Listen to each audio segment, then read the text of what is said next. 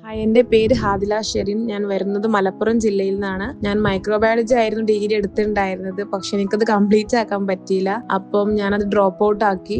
എന്നിട്ട് ഞാൻ medical transcription എന്ന് പറഞ്ഞിട്ടുള്ള ഒരു 6 മന്ത് കോഴ്സ് എടുത്തിട്ടുണ്ടായിരുന്നു. എന്നിട്ട് ഒരു 3 to 4 മന്ത് ഞാൻ മിംസിൽ വർക്ക് ചെയ്തിട്ടുണ്ടായിരുന്നു. പക്ഷെ ഇപ്പോൾ കറന്റ് ഞാൻ വർക്ക് ചെയ്യുന്നില്ല. ഇപ്പോൾ അതിന് ശേഷം ഞാൻ UAE പോയി ജോബൊക്കെ നോക്കിയിട്ടുണ്ടായിരുന്നു. പക്ഷെ ഡിഗ്രി ഇല്ലാത്തത് കാരണം എനിക്ക് ജോബ് കിട്ടാൻ കുറച്ച് ബുദ്ധിമുട്ടായിരുന്നു. എന്നിട്ട് പിന്നെ എൻ്റെ ഫ്രണ്ട് വഴിയാണ് ഞാൻ ലേൺ വൈസിനെ കുറിച്ച് അറിയുന്നതൊക്കെ.